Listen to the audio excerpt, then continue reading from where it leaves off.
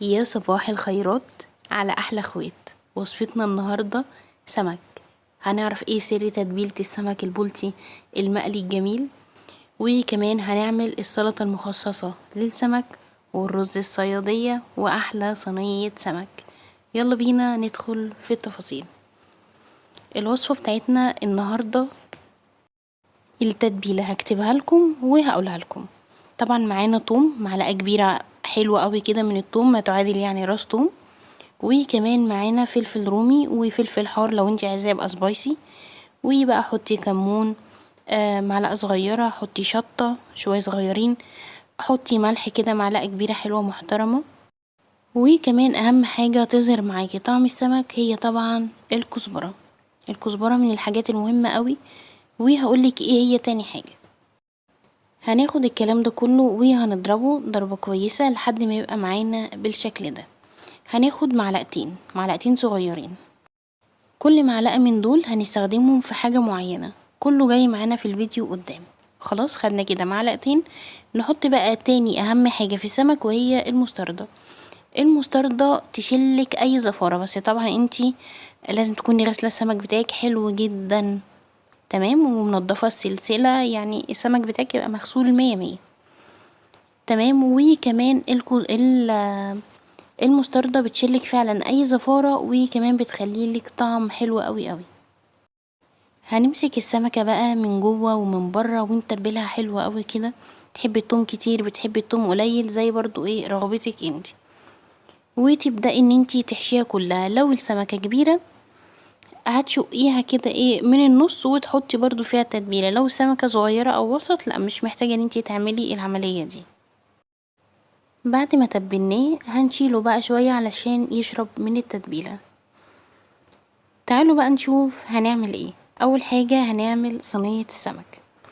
صينية السمك بتاعتنا المكونات بتاعتها عبارة عن بصل وطماطم وبقدونس وفلفل رومي، وممكن كمان تحطي بطاطس، وممكن تحطي فلفل حار لو انتي ايه عايزة.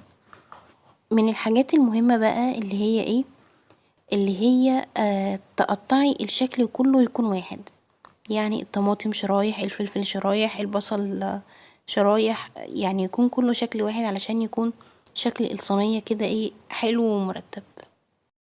زي ما انتم شفتم كده ان انا خدت معلقة توم من المعلقتين اللي احنا شايلينهم، خدت معلقة منهم ونزلت بيها في الصينية دي، وكمان ضفت لها عصير ليمونة، وكمان اديتها سنة خل وشوية ملح وشوية كمون. هنقلب بقى الخضار ده كويس وهنضيف عليه السمك، وهنديها زيت كمان. يعني اهم شيء كده ايه اظبطي الحياء بتاعها حلو قوي. وانتي بتقلبي الخضار بقى هتشمي ريحة غير طبيعية. بصوا هنا بقى انا كنت بضيف الخل وبضيف الزيت، ممكن تستبدلي الزيت بزيت زيتون، ومعاكي احلى صينية. هتدخليها بقى الفرن طبعا على الشبكة، هتقعد معاكي تقريبا ربع ساعة تلت ساعة وهتكون معاكي مستوية وزي الفل. يلا بينا نروح نجهز السلطة. طبعا سلطة السمك لازم يكون فيها توم ضروري يعني. تعال اقول لكم بقى هنعمل ازاي. اول حاجة نجيب كوباية من المية، هنحط عليها قيمة معلقة كده من الزيت، معلقة من الخل، عصير ليمونة، وهضيف نص معلقة الثوم التانية. احنا كان معانا معلقتين من الثوم، خدنا واحدة في صينية السمك، المعلقة التانية قسمتها نصين، هاخد نصها هنا في السلطة.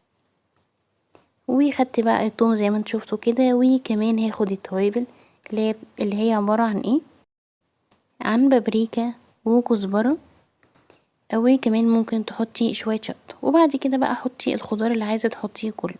انا حاطه طماطم وبصل وجرجير وخيار وكل حاجه بقى وجزر وكل حاجه عايزه تحطيها وبقدونس يعني الخضار اي حاجه عايزه تحطيها حطيها مفيش اي مشكله.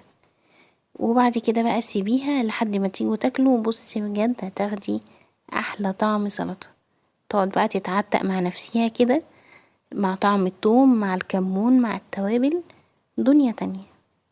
طيب تبلنا السمك وعملنا صينية السمك وجهزنا السلطة. اهم شيء بقى هو رز الصيادية اللي هو الرز ببصل. سر الرز ببصل ان هو البصلة تغمقيها على الاخر، تحسيها ان هي خلاص قربت تتحرق. انتي بتجيبي البصلة وبعد كده بتحمريها، وبعد كده بتنزلي بقى ببقية الثوم اللي احنا شايلينه على جنب، وبعد كده بتديها مية سخنة بقيمة الرز، مقدار الرز اللي انتي عاملاه، وبتديها الملح، ولما بيغلي بتنزلي بالرز، ولما بيتشرب بقى بتوطي عليه، وخلاص بعد كده بتاخدي احلى لون لسمك لرز الصيادية، ولا بقى حاطين طماطم ولا اي حاجة من الكلام ده كله، بجد بيكون خطير جدا. هنجهز الدقيق علشان خاطر نحمر السمك. حطيت عليه معلقة من النشا، بس لو ما عندكيش نشا مفيش اي مشكلة يعني، فانا بس بديله نشا كده علشان القرمشة. ومش هديله ولا ملح ولا حاجة، لو انتي حابة تتبليه تبليه، بس انا عندي سمك متبل حلو قوي. وهتبداي بقى ان انتي تبدريه من ناحيتين، وتحطي شوية كده من جوه وفي زيت سخن، وتحمريه على الوشين. عايزه اقول لكم بقى احنا هنا كنا عاملين البدع، كنت عماله بقى احكي قصه لابني وفنانيس ونزل عليهم سمكه قرش ومكياجات وحاجات.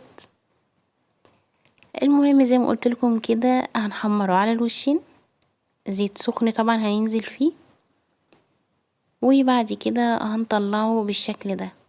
عامله لكم الفيديو عادي خالص من غير اي فلاتر، علشان كل حاجه تكون على الطبيعه.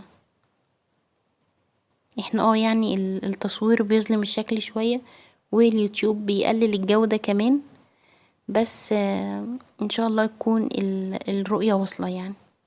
قطعي بقى الليمون، حطي فلفل لو بتاكلوا فلفل.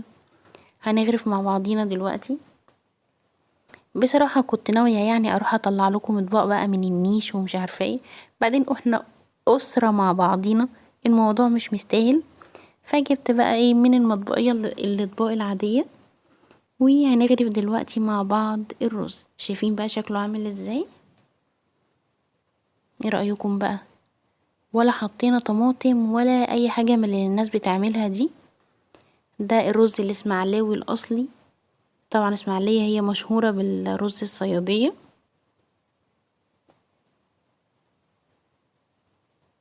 وبس كده طبعا بقى كنا حمرنا السمك، والصينية السمك كانت استوت، وحاجة كده في منتهى الجمال.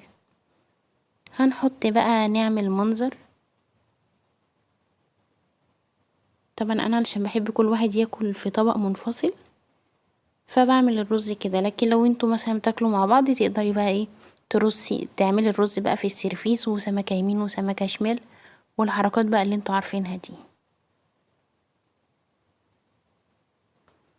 وادي الرز وادي السلطة. عايزه اقول لكم السلطة كانت خطيرة،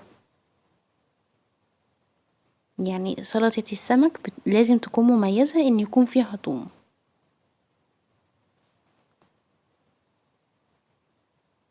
واخر حاجة معانا بقى هي صينية السمك، هوريها لكم دلوقتي.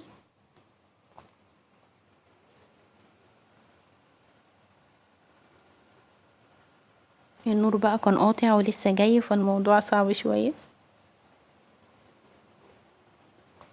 وادي صينية السمك مستوية وجميلة. طبعا مش شرط تعمليه ببولتي علشان هو اللي كان موجود عندي، اعمليه ببوري، اعمليه بأي حاجة، لكن الخلطة الأساسية واحدة. وزي ما قلتلك، عايزة تحطي بطاطس، عايزة تعملي أي حاجة من الحاجات دي براحتك. وصلتي معايا للمرحلة دي، ما تنسينيش بقى في اللايك والشير، وكمان لو أول مرة بتشوفيني ياريت تشتركي معايا وتفعلي زر الجرس علشان يوصلك كل جديد. ودلوقتي هقول لكم دمتم سالمين ومع السلامة.